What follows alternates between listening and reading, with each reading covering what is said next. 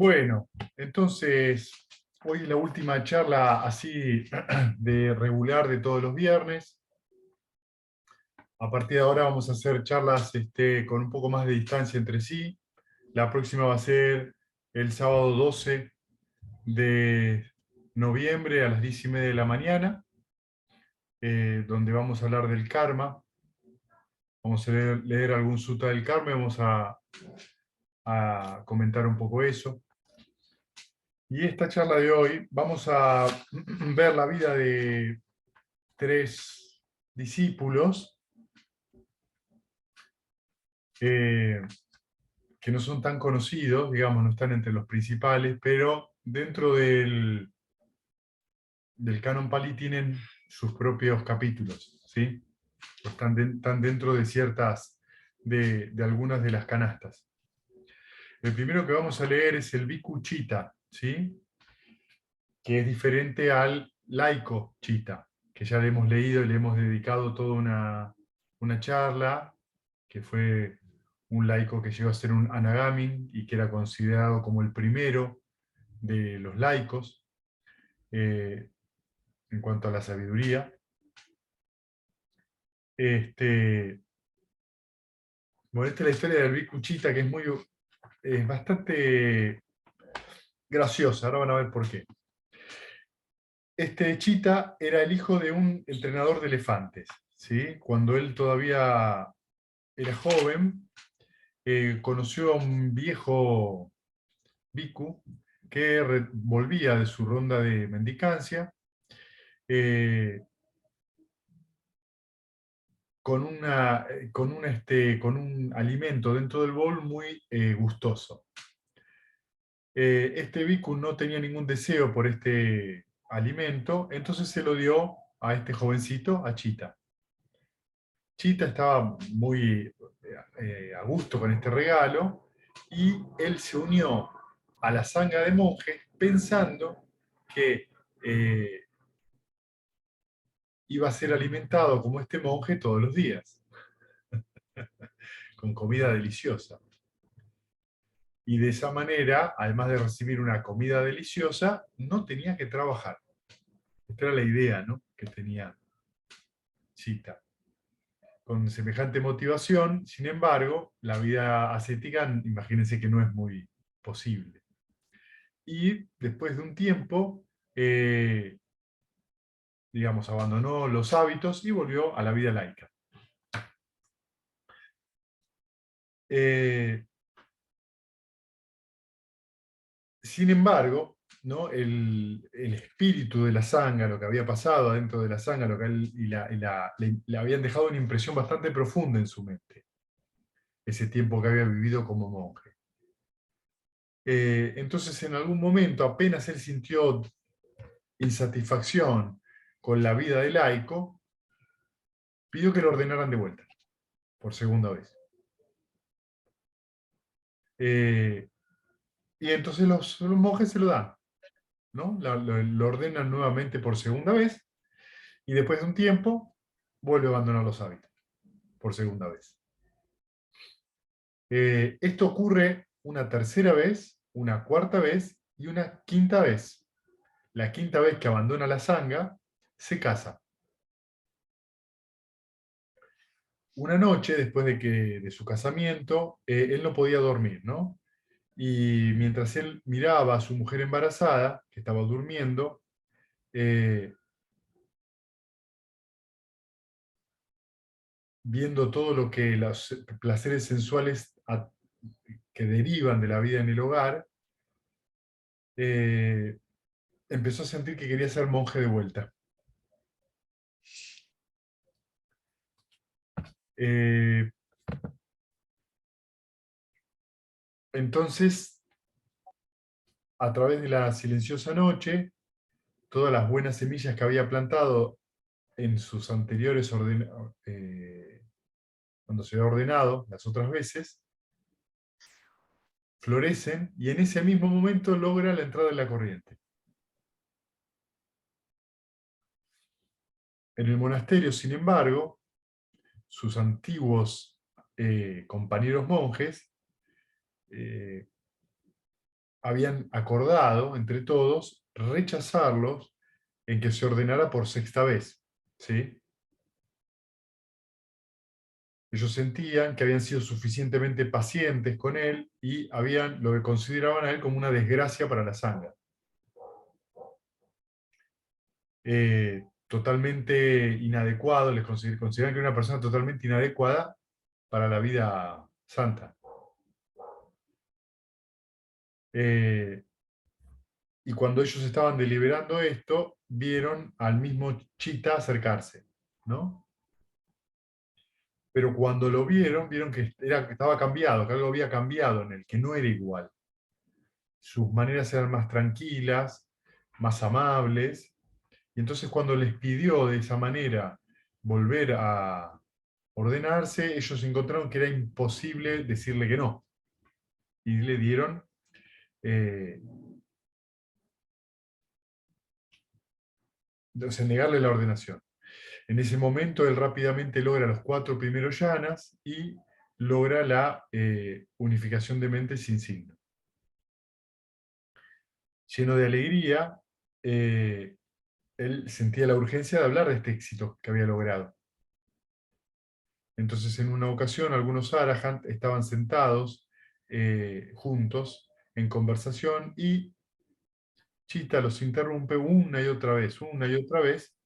eh, el bhikkhu con más rango dentro de la reunión, que era el venerable Mahakotita, no sé si se acuerdan que es el que interpela a Sariputta en varios de los suttas, cuando había monjes presentes para enseñarle, le dice que por favor espere hasta que los monjes más veteranos hayan terminado de decir lo que tienen que decir.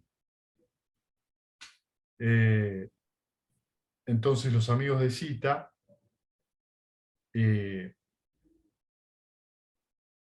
dijeron que no lo repriman porque él era lo suficientemente sabio y capaz para explicar el Dhamma desde su propia experiencia. Ajakotita contesta que él podía ver el corazón de Chita. Entonces él fue explicándoles con símiles que hay estados de la mente que pueden ser excelentes mientras duran, pero que todavía eh, puede ocurrir que un monje abandone, digamos, su vida monástica otra vez. Y lo ilustra con diferentes símiles.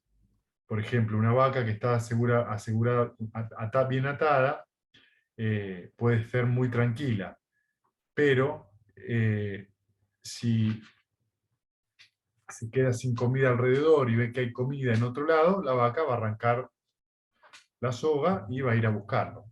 De la misma manera, un monje puede ser humilde y comportarse muy bien en presencia del maestro o de los arahants, pero cuando lo dejan libre a sí mismo, él puede volver otra vez a tender a querer dejar la sangha. Dice lo mismo, una persona puede tener los 4 yanas, inclusive lograr la unificación de la mente sin signo, y mientras él persista en eso, él está a salvo, pero en cuanto eso se va, en cuanto esos estados desaparecen porque son condicionados, él puede desear volver a estar con la gente, a hablar por los 4 costados, a llenarse de orgullo y andar anunciando su logro por ahí. Entonces él se puede sentir seguro en los llanas, pero cuando sale de eso puede ir directamente a su ruina. Y entonces nombra diferentes ejemplos. ¿Sí? Más tarde, Chita abandona la sangha por sexta vez. Espérenme un segundito.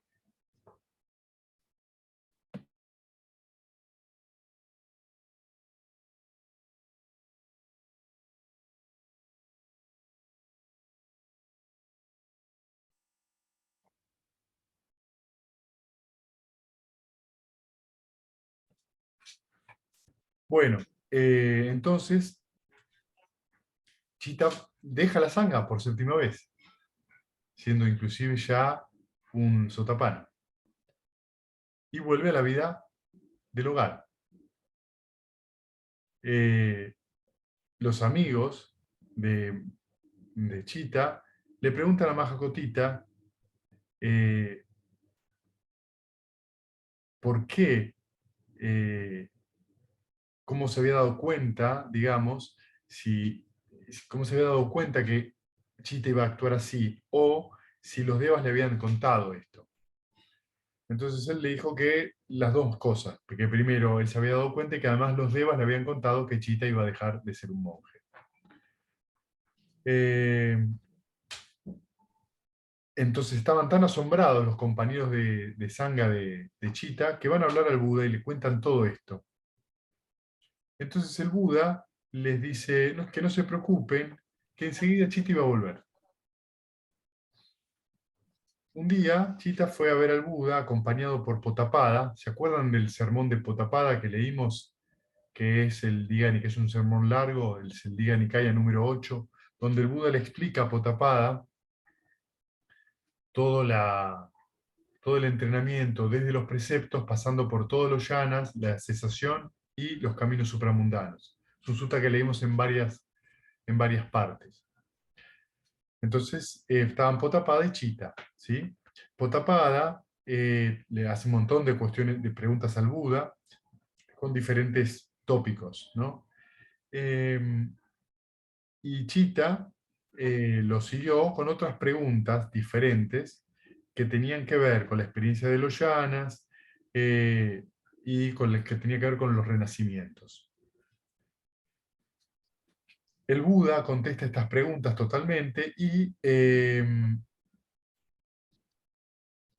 pide la admisión nuevamente Chita por séptima vez a la Sangha, ¿sí? El Buda aprueba que vuelva a la Sangha por séptima vez y en poco tiempo Chita se vuelve un arahanta. Lo que dicen en realidad los comentarios, parece ser que Chita tenía esto porque en su última vida había, había tenido un gran efecto. ¿Cuál era el problema? ¿Por qué había ido y venido tantas veces? ¿No? Parece ser que hace mucho tiempo, durante la enseñanza de Buda Kasyapa, había dos amigos que se habían unido a la Sangha. Uno de ellos estaba insatisfecho con el trabajo de meditación y la vida contemplativa de un monje, entonces volvió a su familia. Su amigo lo trató de darle valor para, en realidad,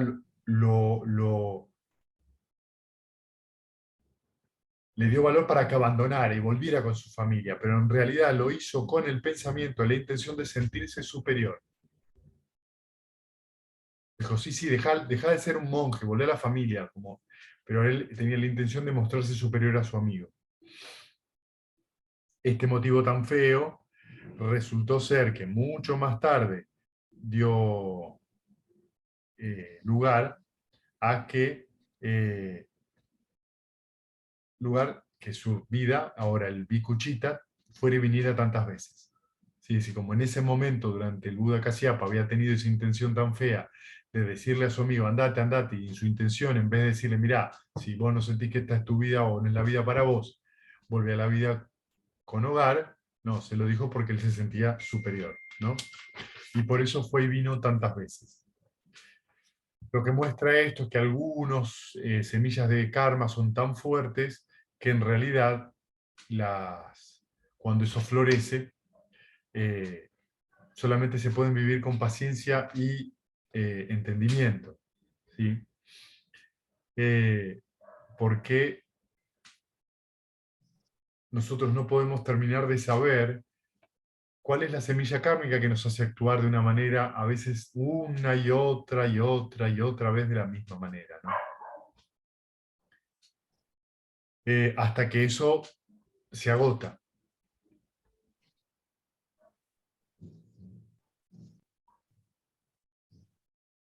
Lo que nos muestra esto es la inmutable ley, digamos, de causa y efecto, que también nos asegura que ningún esfuerzo es en vano, ¿no? Digamos, también está esa otra parte. Las dos, digamos, las dos, se pueden ver las dos cosas.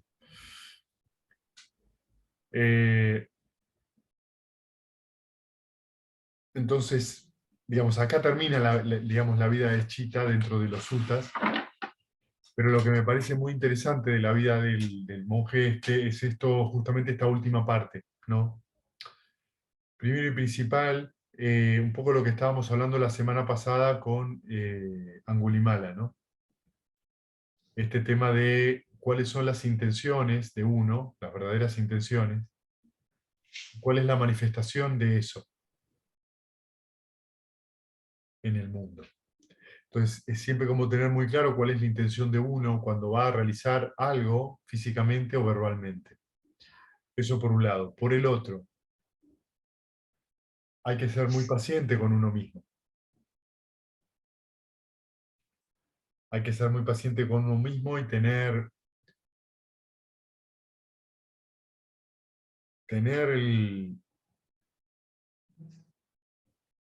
aprender a perdonarse, ¿no? Aprender a perdonarse, pero no como una forma de autocompasión, sino como una forma de aprender a perdonar qué cosa que no entiendo. ¿Y qué es lo que no entiendo? Las cuatro nobles verdades. Estoy actuando de manera ignorante. Cuando yo me culpo por algo, cuando yo tengo un remordimiento por algo, por un acto que hice, a veces ni siquiera tiene que ver con romper un precepto, pero que me produce algunas series de conflicto, y yo me identifico y tengo culpa y remordimiento, estoy actuando de manera ignorante. ¿Qué es lo que me tengo que perdonar? Esa ignorancia. ¿Qué es lo que no estás entendiendo? Lo que no estamos entendiendo es las cuatro nobles verdades. Que hay insatisfacción, es decir, hay sufrimiento, ¿sí? Eh, Eso tiene un origen y ese origen tiene que ver con la avidez y hay una cesación y por lo tanto hay un camino que conduce a esa cesación. Cada vez que nosotros personalizamos algo, en otras palabras, cada vez que a mí me gusta algo y quiero más y más y más y más y más, y eso me lleva a un deseo sensual desenfrenado, como cuando no quiero algo y lo rechazo y lo rechazo y lo rechazo, como cuando esto me pasa a mí porque yo soy así, porque yo soy asá, porque yo soy de esta manera y de la otra, eso es lo que nos trae remordimiento. ¿Qué es lo que no estamos entendiendo? Que es un proceso. Eso surge porque hay condiciones para que surja. Es muy importante entonces estar atento. Y sobre todo, cuando digo perdonarse, es que algunas cosas en uno vuelven una y otra vez. ¿Por qué? Porque fueron cultivadas en esta vida y en otras. Entonces, cuando uno se pone sentencioso con el otro, vos siempre haces lo mismo, haces esto, o se pone a juzgar lo que hace el otro, sin saber, tiene que tener como cuidado y atención, porque uno de verdad no sabe por qué vuelve ese comportamiento de manera reiterada. La mayoría de las veces, ¿con qué está relacionado? Con que fue cultivado. Entonces, a veces, un hábito, cuando uno aplica las 6 R's, lo que le quita es la energía al hábito. La avidez es el alimento de ese hábito, ¿sí? Entonces, la avidez se manifiesta como quiero más, quiero más, quiero más, no quiero, sacámelo o yo soy eso. Automáticamente cuando eso pasa surge la justificación de por qué quiero más o por qué no quiero o porque yo soy eso. A mí me gusta esto porque me acuerdo cuando era chico. Eso es avidez y apego. A mí no me gusta esto porque yo soy, y la justificación es el apego que yo tengo a ese no me gusta o el apego que tengo a ese me gusta. O esto a mí no me puedo pasar porque yo soy tal o de cual manera, me identifico, lo personalizo. Y el apego sella eso, se va construyendo la persona. Luego de eso viene el hábito, o sea, la tendencia emocional habitual, la repetición de nuestras acciones, aunque los efectos externos sean diferentes. En general, el efecto externo, la causa externa puede ser diferente, pero siempre vamos a tener esas tres raíces. Quiero, no quiero o yo soy eso. Entonces uno tiene que ser muy paciente porque cuando uno le aplica 6 R's, ¿qué es lo que quita? De verdad, saca la avidez que está detrás. Entonces el avión aterriza un momento y después en algún momento vuelven las condiciones y despega. 6 R's, aterriza otra vez. Y despega. Y eso va cayendo, cayendo, cayendo, cayendo hasta que en algún momento cuando ya no tiene más alimento ya no despega más. Porque, como dicen los sutras, se arranca de raíz. Al no haber más raíz, ya no hay más alimento para esa formación. Por lo tanto, esa tendencia emocional habitual no existe más. Por eso muchas veces hay que estar atento, no andar justificando lo que uno hace o lo que uno no hace. Porque en esas justificaciones uno retroalimenta la avidez y fortalece esa idea. Yo quiero, a mí me gusta, a mí no me gusta porque yo soy tal cosa. Siempre que cuando leí la vida de Chita el Bhikkhu, como cuando leemos la vida de Angulimala, nos podemos relacionar mucho más como seres humanos que cuando leemos la vida de Sariputta, por ejemplo, porque parecen seres humanos de un nivel mental fantástico. Pero discípulos que por ahí tienen una vida mucho más semejante a la nuestra. O sea, ¿qué es lo que en realidad estaba? Fíjense, ¿cuál es la supuesta causa? ¿Cuál es la supuesta causa? Sentirse orgulloso. ¿Vieron? Esa es la causa de que Chita dudara. La semilla de esa duda de entrar y salir de la sanga tiene que ver con el orgullo. Cuando uno tiene esa intención orgullosa, yo soy, yo no soy, a mí me pasa esto, a mí, yo, eso es orgullo. Es una cadena fuerte. En general, cuando nos ponemos orgullosos, cuando nos sucede algo que nos daña el orgullo, entre comillas, lo primero que nos pasa es duda. Se van a dar cuenta que el orgulloso, cuando duda, se siente en un infierno, cuando tiene esa tendencia en la mente.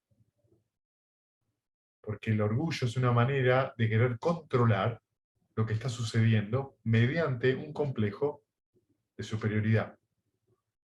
La persona que duda de todo es una persona que quiere controlar lo que pasa mediante un complejo de inferioridad. Es lo mismo, pero en un lado o en el otro del extremo. Entonces, es muy importante notar esto. Y ser paciente con uno, perdonarse, no haber entendido. Perdonarse, no haber entendido, no entiendo, por eso me engancho. Porque en ese momento, si me identifiqué, es que no vi las 4 nobles verdades. Por eso me identifiqué. Bueno, y Fede, sí, ¿cómo se controla desde un complejo de inferioridad? ah, ¿viste las personas que se victimizan? Bueno, eso es controlar. ¿Viste lo que llaman pasivo-agresivo? Eso es querer controlar lo que uno siente desde un lugar de pobrecito, o de un lugar de víctima, de un lugar de indefensión. Y se controla. Se busca controlar lo que uno siente con eso. ¿Qué puede estar eso enraizado en la niñez? Y yo siempre mm, me puse así cuando ante algo y vino mi mamá, mi papá me abrazó porque me picó una hormiga, y no es realmente grave, solamente me picó, no es que soy alérgico a una hormiga, y yo recibí afecto. Vos te vas a dar cuenta que muchas veces, mucha gente teniendo esas actitudes de colocarse como víctimas, lo que están buscando es llamar la atención. La atención que llaman no siempre es positiva, porque por ahí la otra persona, en vez de darle una atención sana, les da una atención insana, es decir, los trata mal. Eh, pero siempre se pasa rápidamente de un lado al otro. ¿Sabes quién es el mejor ejemplo de esto? Gollum, el del Señor de los Anillos. No sé si la vieron. Gollum hace eso. Gollum de repente, es un asesino y de golpe es una víctima paliada por todo el mundo.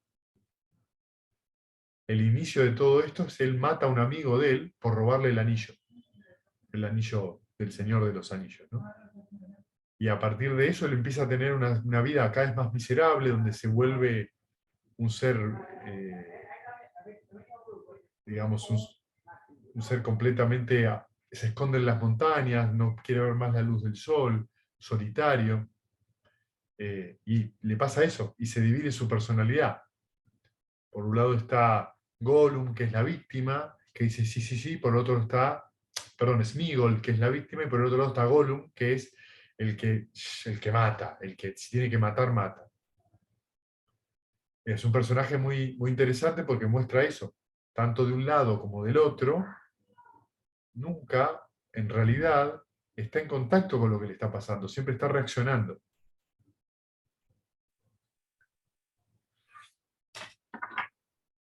Es para dar un ejemplo así muy, como se dice, arquetípico, ¿sí? Hay muchísimos personajes, si ustedes ven los personajes que se usan mucho a veces en las historias, en las grandes historias, ocurre eso, digamos, ¿no?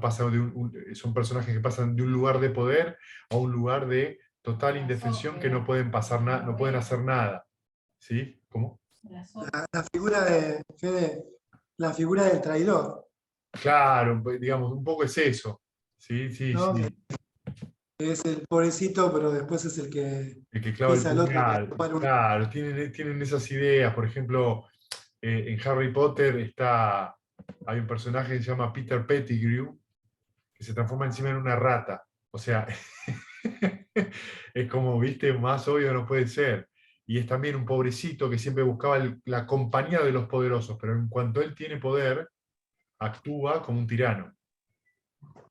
La mente Scar, ¿Eh? Scar, el hermano de Mufasa. Claro, es lo mismo, digamos. Ustedes se van a dar cuenta que los personajes que muchas veces son pintados, Voldemort mismo, ¿no? Los personajes que son pintados con cierto grado de maldad, se van a dar cuenta que la maldad no es ni más ni menos que una absoluta personalización de todo. Es un endioseamiento enorme del propio ego. Entonces todo lo que le pasa es inadmisible. ¿Cómo me va a pasar esto a mí? Lo que nos está mostrando todas estas maravillosas historias es cómo la mente se puede identificar con una cosa o con otra. Y lo que nos está mostrando la historia de Chita es eso.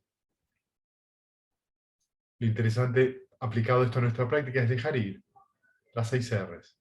O sea que el noble esfuerzo es el camino para abandonar esas identificaciones y no enganchar. Pero Fede, ¿cuándo se corta de raíz que recién decías con el nirvana? No, no, no. No, no. Hay cosas que hay apegos que desaparecen mucho antes. Desaparecen mucho antes. Eso, cuando ustedes empiezan la práctica de meditación y pasa un año, o pasan 2, o pasan 3 y se sienten mejor, ¿qué creen que les está pasando? Es que hay un montón de apegos negativos que están abandonando, por eso se sienten cada vez más tranquilos. Por eso la mente está más tranquila, porque hay algún apego que no surge más, o surge cada vez menos. La erradicación completa de todo apego y de toda avidez, sí, es cuando uno es un arahant. Pero en la práctica eso se va dando, y con los caminos supramundanos es cada vez más claro eso. Fede, Sí. estoy en un momento así de reflexivo, mientras caminaba, pensaba precisamente en la ignorancia, y ahora escuchando la charla, la pregunta es, la pista que tenemos para descubrir nuestra ignorancia es esta tensión de la mente, esta percepción de cómo la mente se pone tensa en algunas situaciones, porque la ignorancia es lo que uno no puede ver, digamos. Claro, la ignorancia no la vas a ver, la ignorancia la vivís.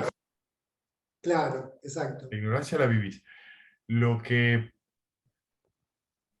lo que produce que no haya ignorancia es la atención plena, que es recordar cómo se mueve la mente.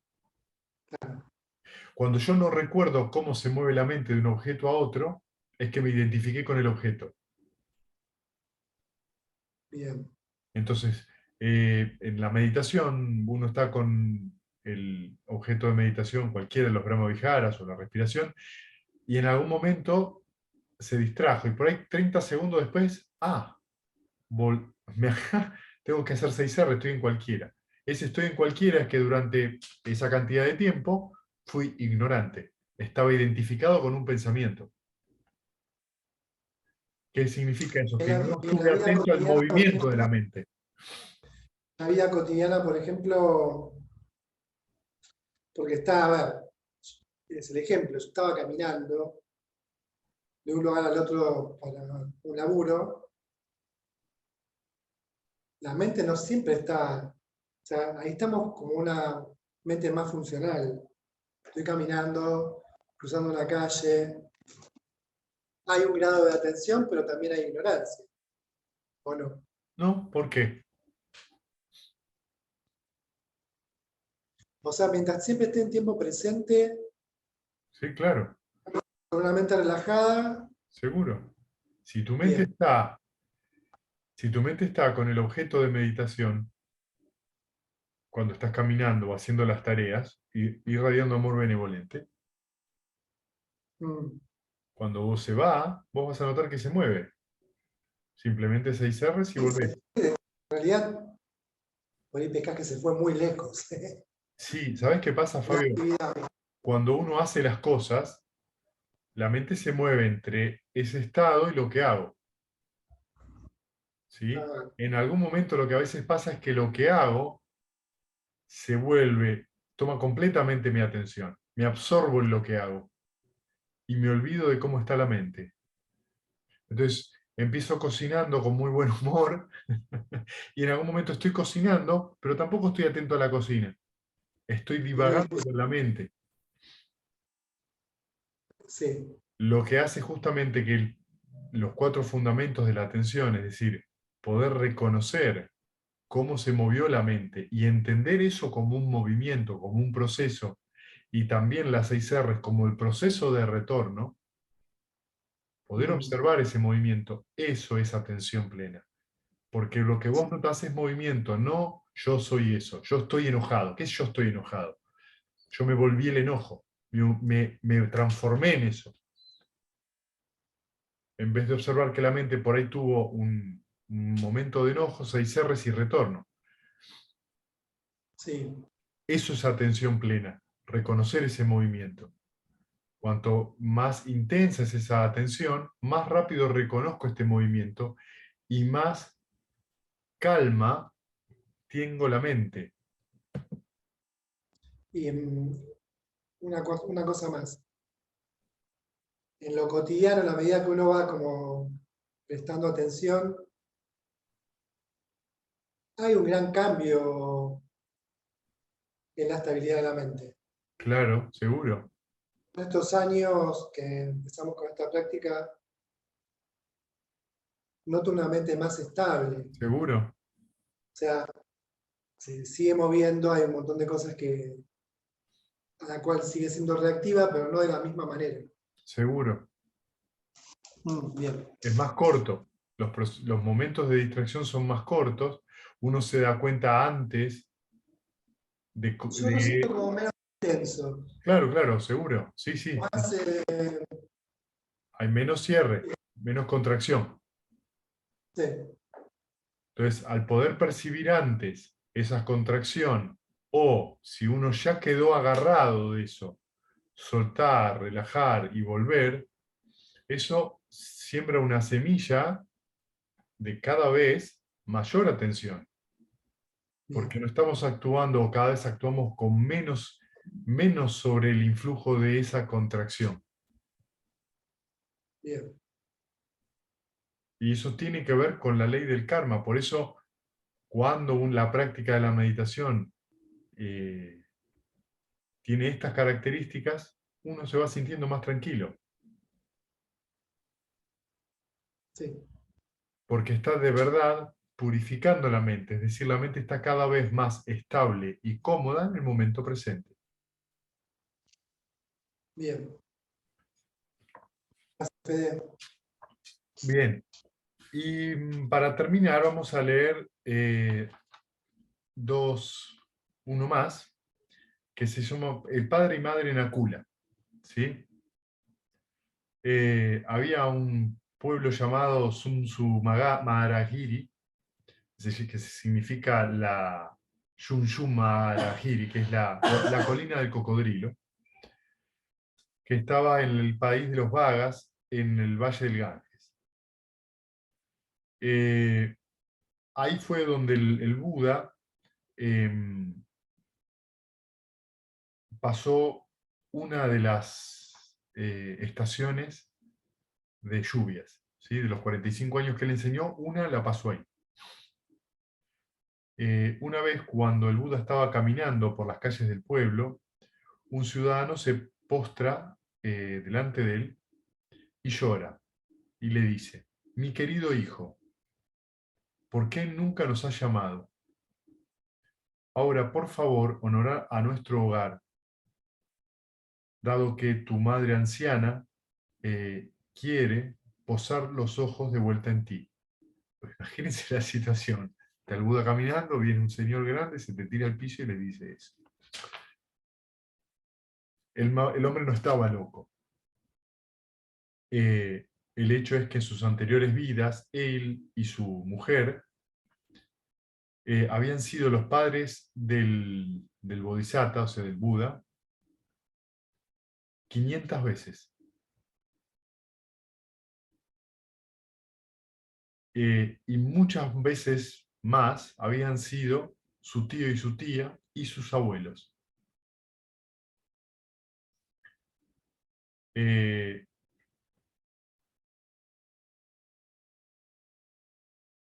Este hombre era el laico Nakulapita, o sea, papá Nakula, y su madre, su esposa, era Nakulamata, la mamá Nakula. Son mencionados juntos por el Buda por ser aquellos, los más importantes, por su fidelidad el uno al otro. Eran muy fieles.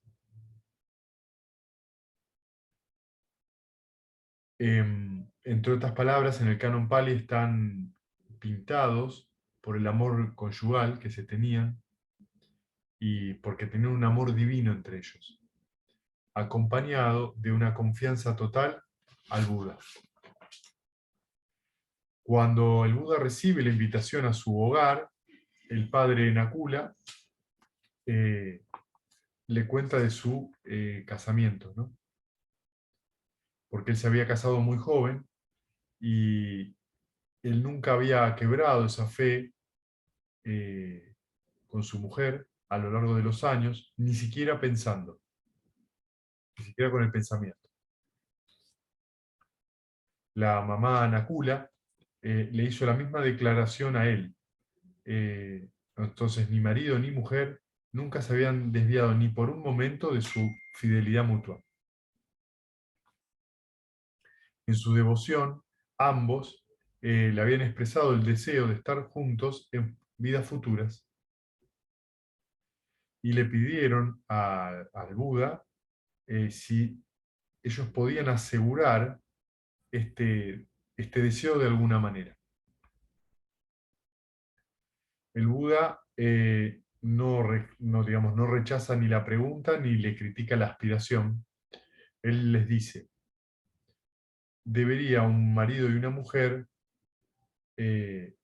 desear disfrutar de la compañía del uno con el otro en esta vida y después encontrarse en la vida siguiente. Entonces deben cultivar para eso la misma fe, la misma virtud, la misma generosidad y la misma sabiduría.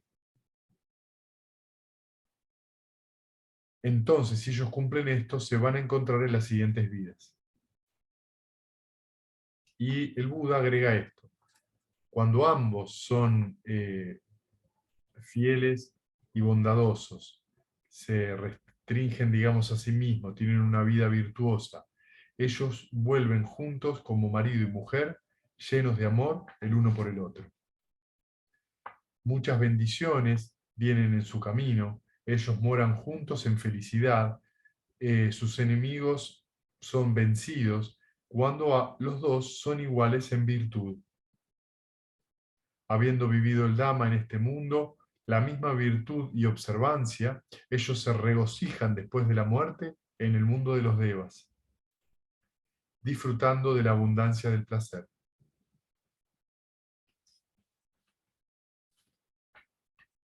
Esto el Buda lo explica, que no solamente los consortes deben vivir los 5 preceptos, sino que deben tener, cuando se piden ayuda, nunca rehusar la ayuda. Si uno le pide ayuda, el otro debe cumplir. Y nunca deben insultar a ninguna seta o brahmin. En la luz de estas palabras se puede ver cuánto se espera en realidad de una pareja, digamos, ¿no? de esta índole, que no es piedad religiosa nada más, sino también un corazón lo suficientemente desapegado, ¿sí? de los eventos del día, que eso es uno de los temas para las parejas, que se desgastan por estar en contacto día a día, y poder observar con sabiduría estos hechos.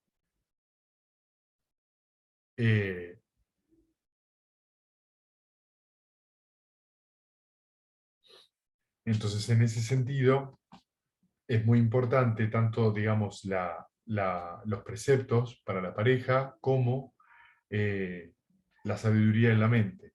¿Sí? Esto hace que haya armonía y gentileza en la vida de estas personas.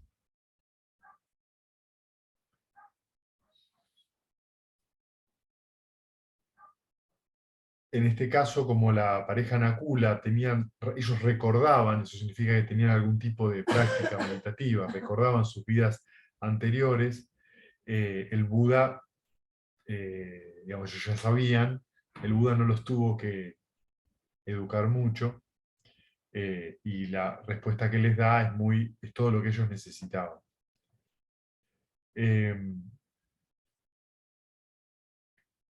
Esto se da también en un sutta, que es el Digha Nikaya número 31, que algún día lo podríamos leer, el 31 y el 33, que son muy interesantes porque abarcan toda la enseñanza, ¿sí? Que dice, digamos,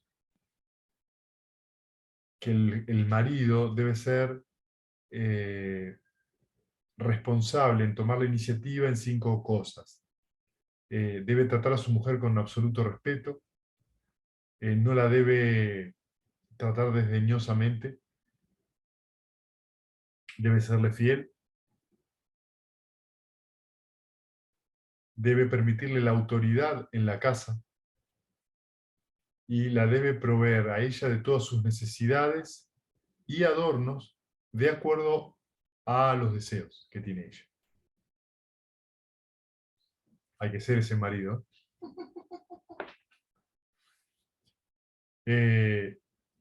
Si él se conduce de esta manera, su mujer también lo va a atender a él en esas necesidades, y la casa va a vivirse, digamos, la vida en el hogar va a vivirse de manera suave. Entonces ella tiene que tratar digamos, a los siervos o a las personas que atienden la casa, que están en la casa, de una manera muy educada, debe ser fiel, debe proteger la propiedad y llevar a cabo las tareas de manera hábil y con dedicación.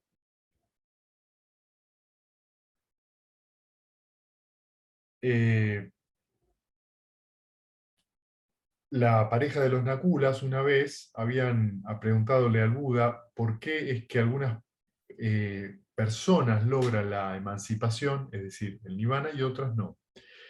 Y la respuesta del Buda fue la siguiente: aquel que se apega a los objetos que percibe por los sentidos no puede ganar la liberación. Aquel que detiene su apego se liberará. Que deja ir su apego se liberará. Esta respuesta, que es comprendida únicamente, completamente, digamos, son por los versos que dice esto, fue comprendida por los Nakula de manera inmediata.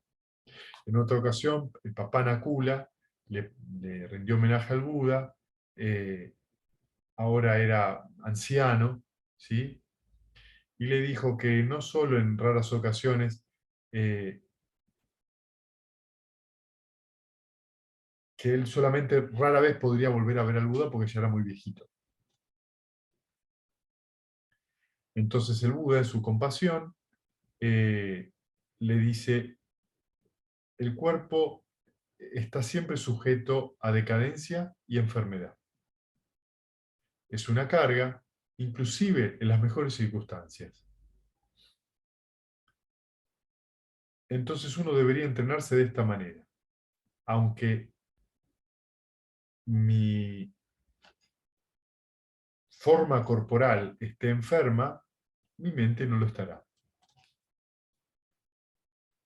Después de esto, Nakula se encuentra con el venerable Sariputta, que se dirige a él con estas palabras: tu porte es muy calmo, laico, hombre laico, y tu mirada lo que irradias es serenidad. ¿Acabas de escuchar un discurso del Lama del Buda? Así es. El Buda me ha confortado con sus palabras. Después de escuchar esto, Sariputta le da a él una completa explicación de las palabras concisas que le dio el Buda, exponiendo la manera de poder abandonar la enfermedad física y no identificarse con los 5 agregados. Cuando esta cosa ocurre, que nos va a ocurrir a todos, o a veces ya nos ocurre, esta evanescencia de las cosas se presenta de manera evidente. Y una persona bien entrenada en su mente no se va a desesperar y va a permanecer ecuánime frente a la enfermedad. ¿Sí?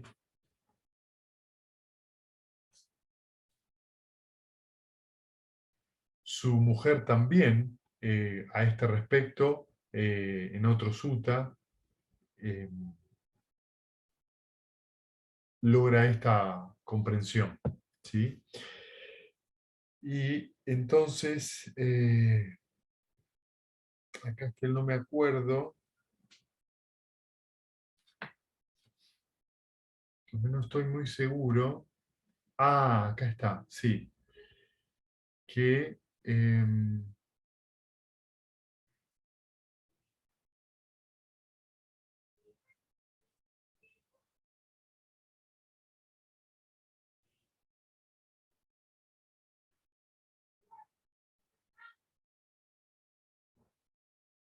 sí, acá hay una parte que dicen que creo que durante 16 años ellos vivieron célibes entre ellos, y tuvieron contacto sexual.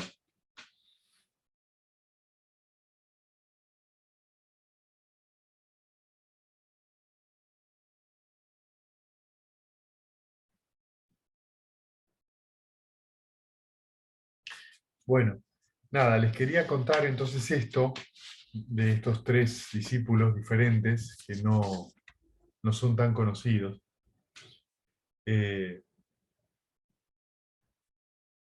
Y que de alguna manera tienen más conexión o más relación con la vida de uno, ¿no?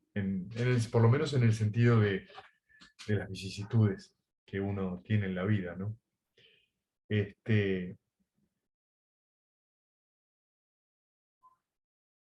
Bueno, si tienen preguntas.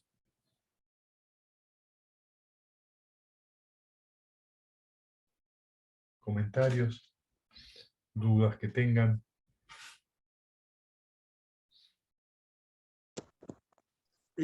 Comentarios, sí.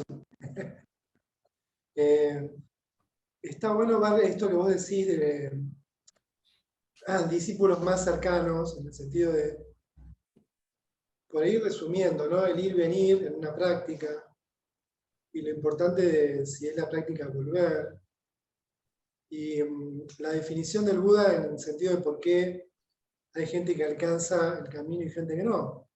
¿No? Esta cosa que uno puede ver en lo cotidiano también, cuando uno observa la mente, el apego, ¿no? Yo lo primero que se me vino con esa frase es que, nada, que alguna vez hemos tenido una charla, que vos me decís, bueno, a veces es que uno no llega a ciertos estados de la mente porque tiene miedo, ¿no? Y la respuesta que yo me doy es como, quizás no llego a ciertos estados de la mente porque estoy muy cómodo como estoy. Cómodo en el sentido mundano y sensible, ¿no? Eh,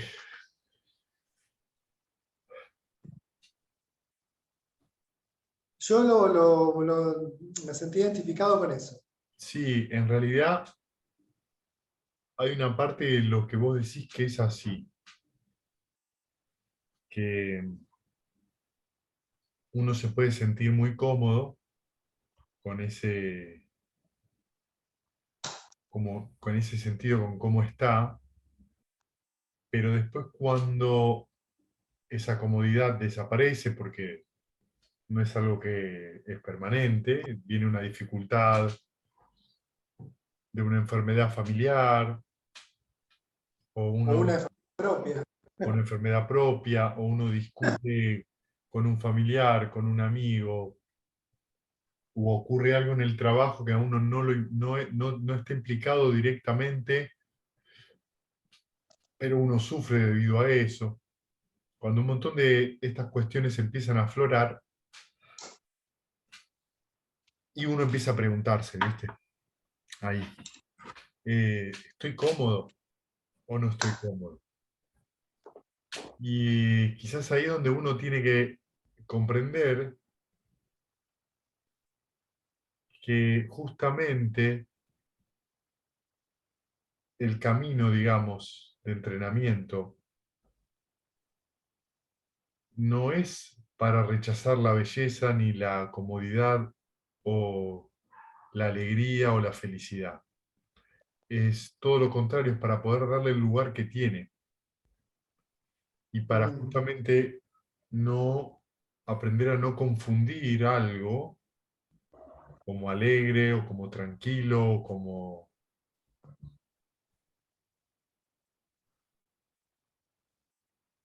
sano como algo que no lo es. Claro, Yo creo que lo que ocurre es que lo que uno se va dando cuenta es que las cosas van teniendo el lugar que tienen y deja de pedirle al mundo exterior que llene algo que de ninguna manera puede llenar. Y ahí es donde entra dukkha, esa insatisfacción. Entonces yo pretendo que el mundo y las expectativas mías con respecto a lo que pasa en el mundo me vengan a llenar. El mundo es mi familia, mis amigos, mi profesión, mi trabajo, mi hobby, lo que sea. Vengan a completar o darme la meditación misma, claro, vengan a darme algo que no puede. Lo que a mí me da la práctica, en este caso de la meditación, es un entrenamiento que al uno repetirlo, me permite a mí ver cada vez más claro y desencantarme de estas ilusiones. Desencantarme de la creencia de que no, yo acá en el samsara estoy cómodo. Y cuando se te viene la noche, no decís lo mismo.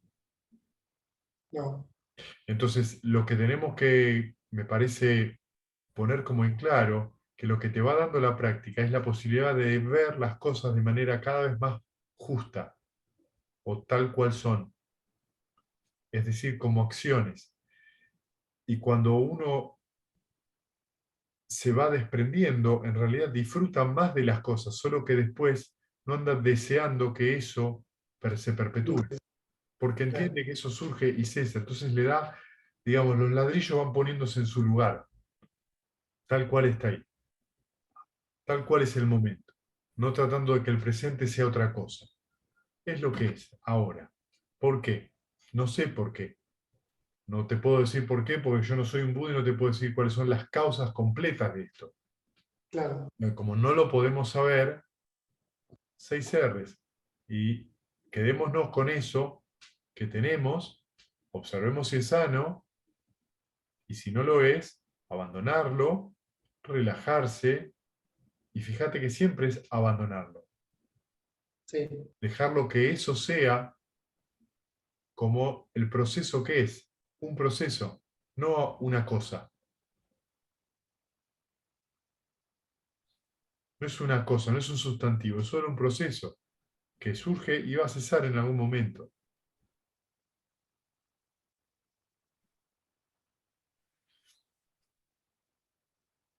No hay que tener miedo en ese sentido, porque justamente es todo lo contrario, es vivir sin miedo.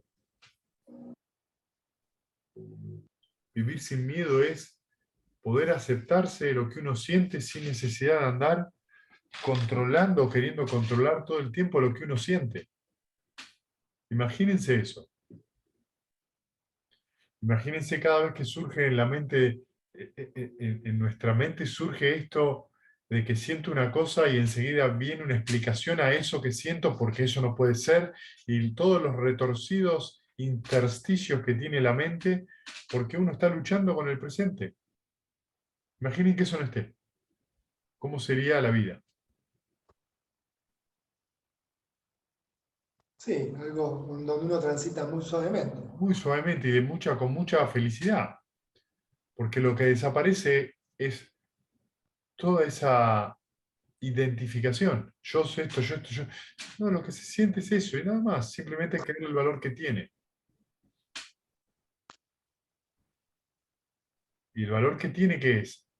Ninguno en realidad. Es lo que surge es si uno observa y nota que hay esto, dejar ir. Entonces, ¿está bien? ¿Está mal? No, ni está bien ni está mal. Ni está bien ni está mal. ¿Está ligado eso a los preceptos? Sí, si yo rompo un precepto, y bueno, voy a sentirme en algún momento conflictuado y eso va a tener su consecuencia. Pero no termina ahí. Después yo tengo que ver con sabiduría. Por eso una práctica que solo se ocupa de eso termina siendo represiva. Porque no está nada menos de entender para qué. Tenés que ser buena persona. ¿Y qué es ser buena persona? Muchas veces, en muchas prácticas donde se hace hincapié de una manera muy obsesiva sobre los preceptos, la persona termina siendo muy sentenciosa con el resto de las personas, se amarga. Ah, vos sos así porque yo tengo esta altura moral y vos no. Y no, los preceptos no son para eso. No son para tener estatura moral. Son para darse cuenta que cuando uno procede de cierta manera, ¿cómo está la mente? Claro. ¿Cómo me siento? Me siento más tranquilo, me siento mejor. Dale entonces. Anda por ahí. Bien. Gracias, Fede. A vos. Bien, ¿alguna pregunta más? Al comienzo de la charla, Sí. vos dijiste algo de sin signo. Sí. ¿Me lo explicás? La mente, digamos, eso tiene que ver con lo que se llaman las 4 liberaciones. Y puede tener diferentes explicaciones. Hay un significado para la mente sin signo que se utiliza, que a veces tiene que ver con el jhana de ni percepción ni no percepción, que es cuando la mente se queda como traslúcida. Ya no hay observador. y no hay nada para observar. Entonces se llama sin signo porque en realidad no hay objeto de meditación, la mente misma es el objeto de meditación. Es un estado profundo de la esfera de ni percepción ni no percepción que, bueno, se puede vivenciar en general en los retiros o si uno medita mucho tiempo. La otra explicación, digamos, de la mente sin signo, que tiene otro significado, es una forma de decirle, digamos, al nirvana. El nirvana no tiene signo, no tiene concepto. Significa eso, también se le puede nombrar de esa forma. Es cómo se logra la mente sin signo, dejando de prestarle atención a todos los signos. Fácil de decir, no tan fácil de hacer. ¿Y qué es un signo? La avidez es un signo. ¿Y qué es la avidez?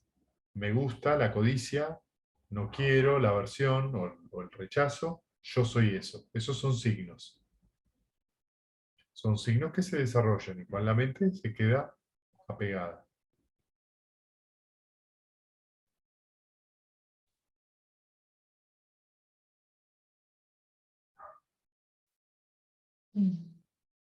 Y decías eso de Chita, ¿no? Que había alcanzado. Claro, sí, sí, sí, digamos, es un estado condicionado, digamos, como Chita había logrado la entrada en la corriente, esto implica que como entró en la corriente tuvo contacto con el, llamémosle, el elemento nirvana por lo menos una vez o dos.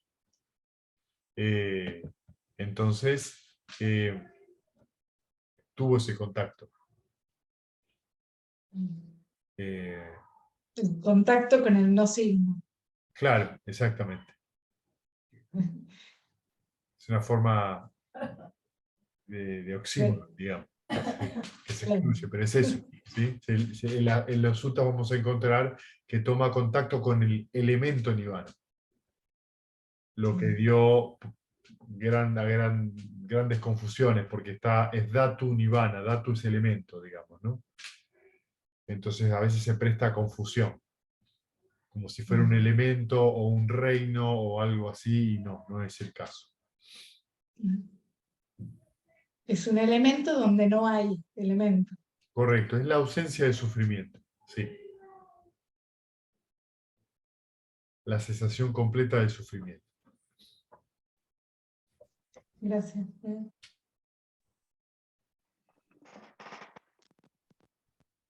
La corriente siempre es en la meditación o en lo No, cotidiano puede entrar en la corriente. puede ocurrir en cualquier momento. Eso que a Chita le pasó que dice y entró en la corriente cuando lo Sí, definen así, sí, no ajá. sí. Si la persona, según los suttas, la persona tuvo que haber experimentado por lo menos el primer jhana. Si en algún momento experimenta el primer jhana, su mente ya en cualquier momento podría experimentar el nirvana. Por ejemplo, suele ser más...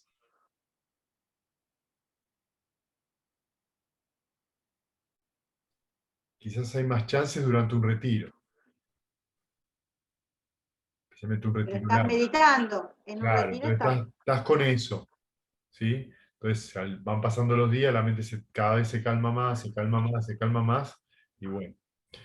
Pero ha habido reportes de gente que le pasó lavando los platos, Está bien. que sintió que se apagaba todo, se sentó a meditar y no duró ni, fue nada, 20 minutos y ¡pim! Y entró en la corriente. Esto significa que, digo, en la vida cotidiana para alguien que es laico, que no está en un monasterio y con ese silencio que, que no está tanto hacia el mundo exterior, no se diferencia, entonces le puede pasar. No, de hecho, a veces te vas a encontrar con que hay laicos que meditan más que los monjes. Es un poco una fantasía que los monjes meditan más que los laicos. Sí, Ajá. por ahí estudian más que los laicos. estudian el Dhamma, lo estudian completo, entonces todo eso sí, pero a veces tenés monjes que ni meditan y enseñan a meditar.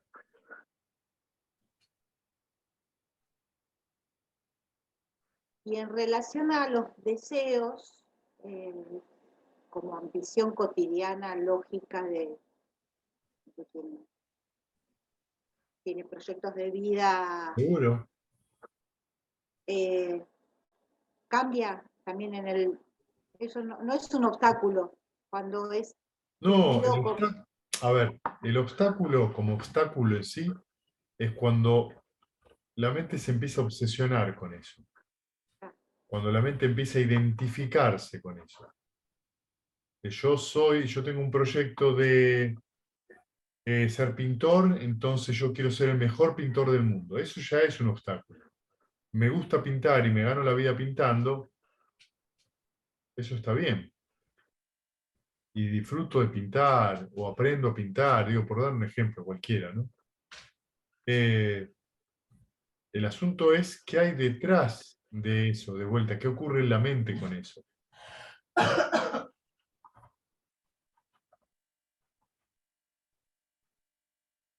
bien, bien. Sí, igual es claro, a mí me pasa ahora que me vienen muchas no, así, flashes de cosas vividas en el tiempo, y me he dado cuenta que yo creo que he estado en una burbuja por años, y por ejemplo, después que murió mi papá, yo siento que yo estaba como que no veía todo, veía, no se puede explicar, ¿no? Pero como que esta práctica me ha hecho notar, primero que rápido pasa todo, ver el fruto hoy, de ver a mis hijos con sus nenes, o de todos esos niños que yo en mi vida también tuve, ahijados, o lo que fuera, y digo, toda una vida transcurrida y como en un soplo, me emociona, que a veces, Y sí, te digo, me emociona seguro. mucho, que veo que hay cosas que se van despejando y que me hace muy feliz con estas pequeñas cosas de todos los días, ¿no?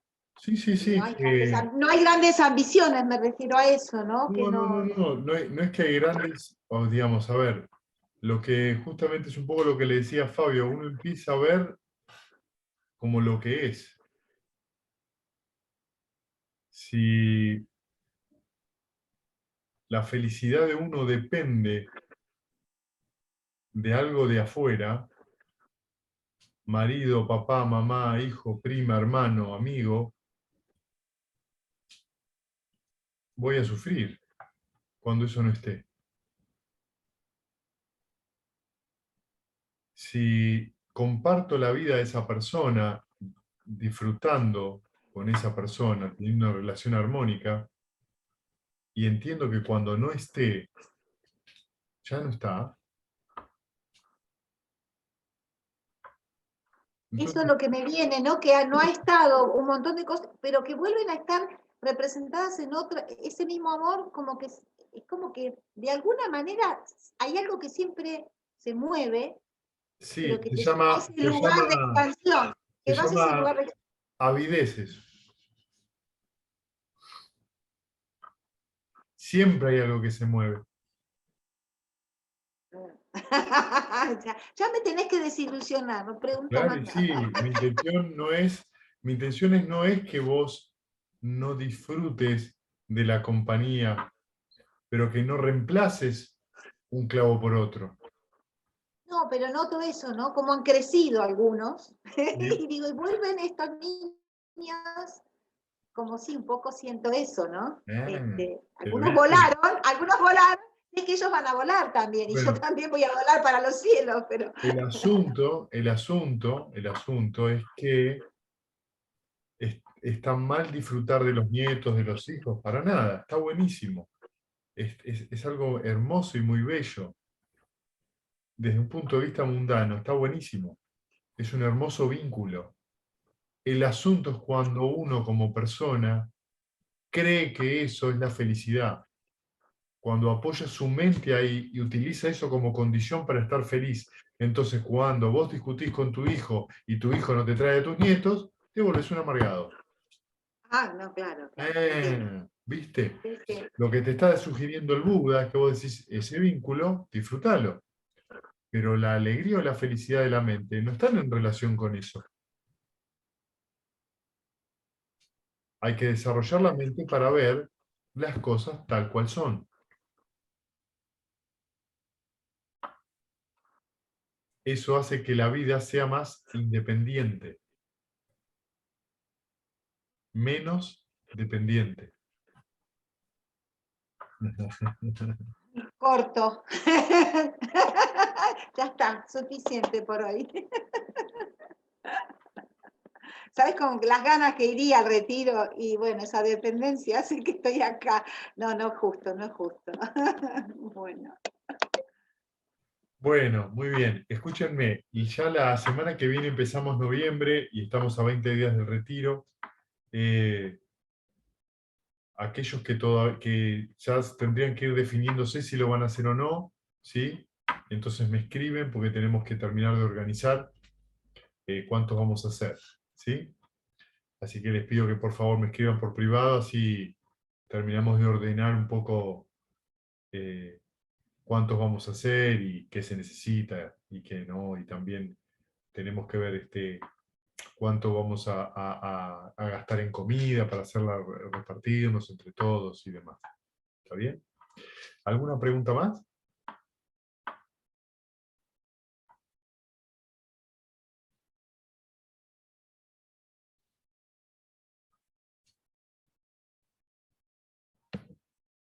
Bueno, compartamos mérito entonces. Que los que sufren sean libres de sufrimiento y los aterrorizados intrépidos sean. Y los afligidos se despojen de todo dolor y que todos los seres encuentren alivio. Que todos los seres compartan este mérito que así hemos adquirido para el logro de todo tipo de felicidad. Que los seres que habitan el espacio y la tierra, devas y nagas de gran poder, compartan este mérito nuestro y que por mucho tiempo protejan la conversación del día. Salud, salud. Gracias, gente. Nos vemos. Chao, chao. Chao, Chao, Maru. Chao a todos y todas. Chao, chao. Chao.